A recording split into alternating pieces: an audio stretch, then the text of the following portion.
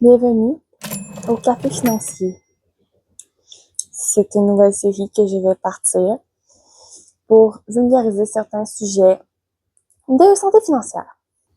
Si vous avez des questions ou des sujets que vous aimeriez qu'on aborde dans les prochaines vidéos, n'hésitez pas à me le dire et je vais pouvoir en parler en priorité. Donc, café, notes, on va pouvoir y aller.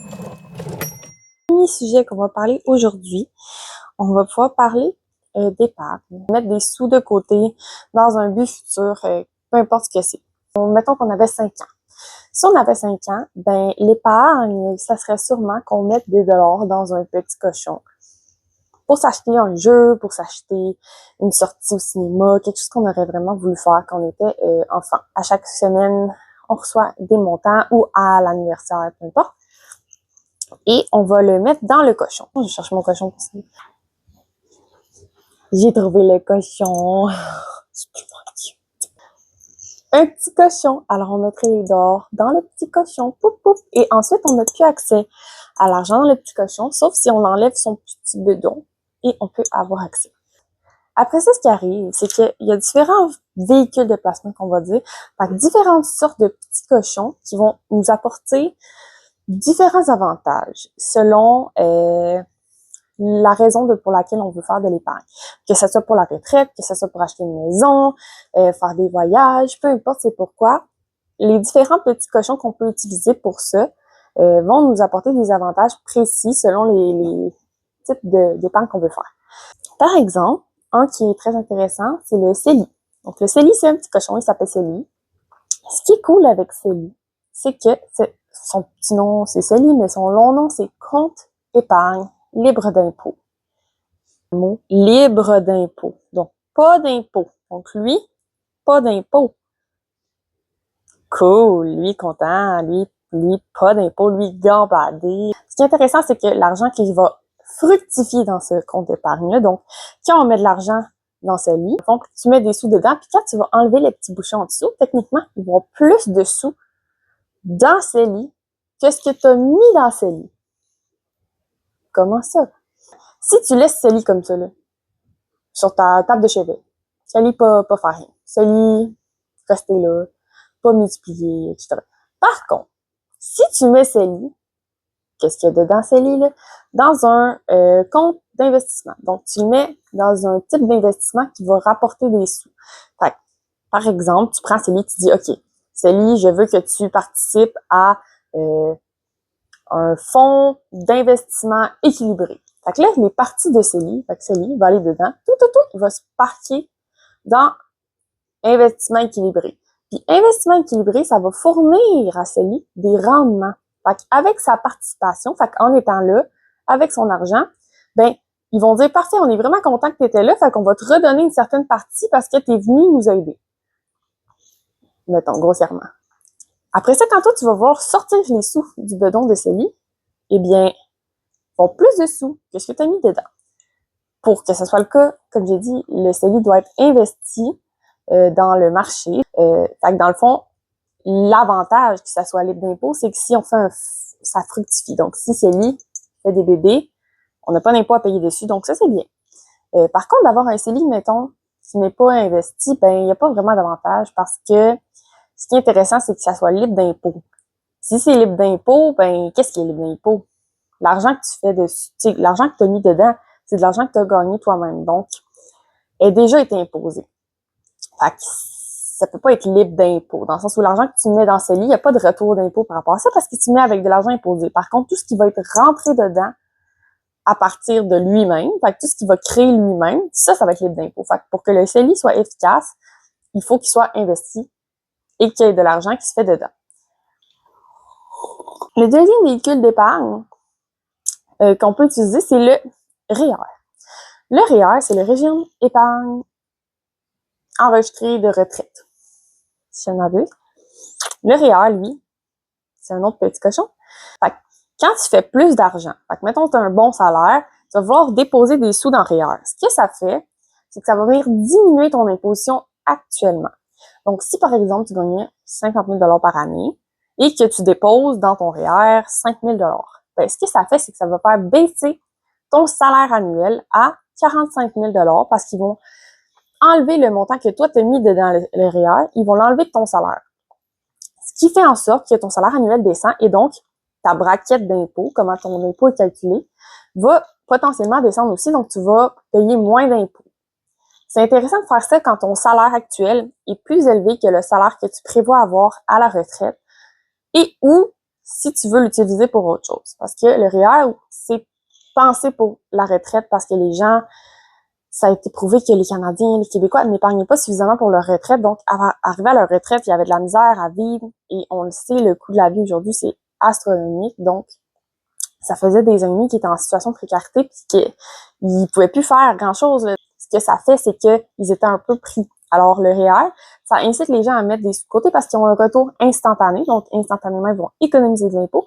Puis, techniquement, à leur retraite, quand ils vont sortir cet argent-là, ils vont payer un impôt. Sauf que, admettons qu'ils faisaient 50 000 par année et à la retraite, leur salaire, mettons, c'est 30 000 par année. Puis, avec les subventions, ils veulent avoir 30 000 par année. Fait qu'ils ont une des subventions du gouvernement qui sont données. Fait que pour pallier au manque, ils vont aller chercher le manque dans le REER pour atteindre le salaire qu'eux aimeraient avoir par année pour survivre. Donc, ça va faire, admettons que c'est 30 000 par année, le salaire qu'ils voulaient avoir à la retraite.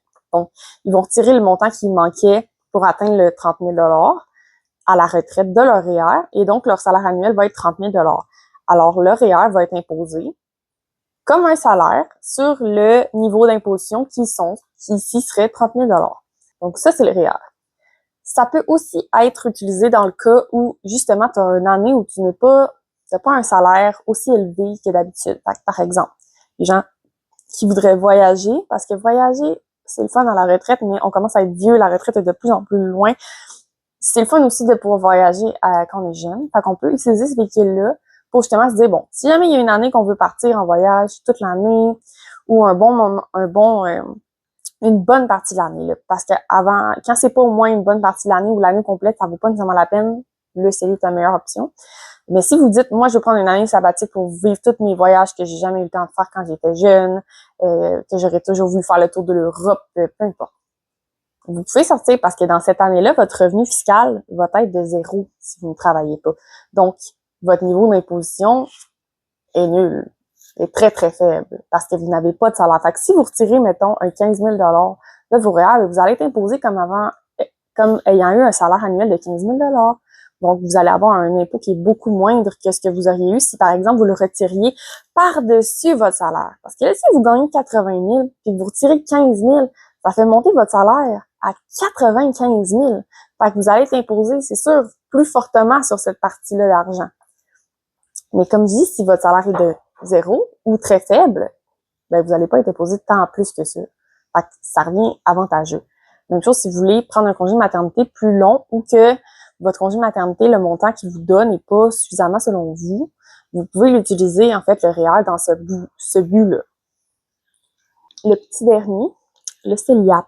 Le CELIAP, c'est le bébé du REER et du CELI. Donc, il y a tous les avantages des deux. On aime ça, tout va bien. C'est le parfait petit bébé. L'élément du CELIAP, c'est que c'est vraiment fait pour l'achat d'une première propriété. Fait que c'est le compte épargne libre d'impôt, achat d'une première propriété. Fait que le but, c'est de permettre aux gens de pouvoir économiser et utiliser cet argent-là pour acheter une première propriété parce qu'on sait actuellement comment c'est pas évident le marché d'achat de maisons, de propriétés, quoi que ce soit. Le marché explose. C'est extrêmement décourageant pour tout le monde. Donc, ils ont créé le CELIAP en 2023 pour aider les gens avec ça. Donc, comme un CELI, on a dit plus tôt, on va faire des sous dessus. Donc, encore là, il faut que le CELIAP soit investi dans un fonds pour qu'il fructifie. Donc, toute la fructification qu'on va faire sur le montant va être libre d'impôt. Et quand on va déposer l'argent dans le CELI, ben, on va recevoir un retour d'impôt, comme un REER.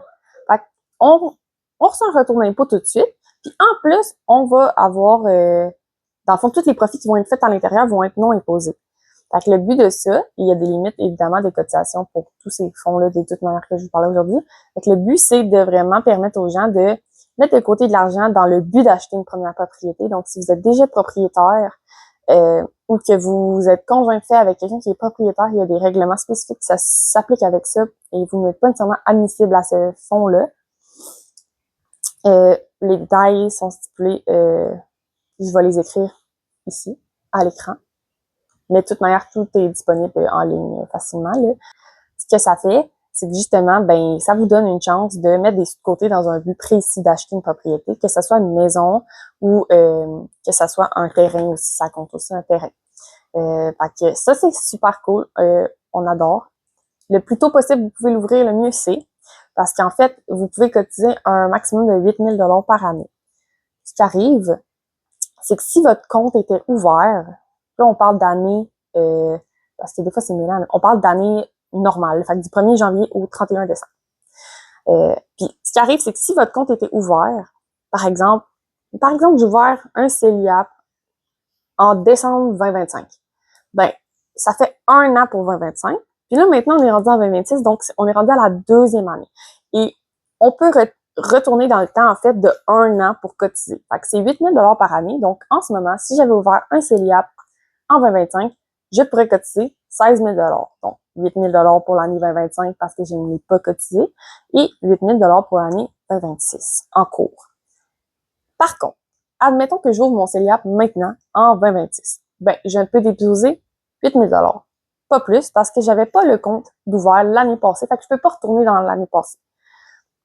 Ce que ça fait, c'est que si jamais vous recevez un montant d'argent quelconque, un héritage, quelqu'un vous donne de l'argent, vous vendez votre voiture ou quelque chose qui vous vaut un certain montant d'argent et que vous ne vous attendiez pas nécessairement à avoir, ben si vous avez ouvert déjà d'avance votre CELIAP, même si vous n'avez pas d'argent à mettre dedans nécessairement, ben vous pouvez retourner 1 an d'avance, fait que vous pouvez cotiser 1 an d'avance. Fait que ça, c'est un avantage à l'ouvrir malgré, même si vous voulez mettre pas de sous en ce moment dedans, c'est possible.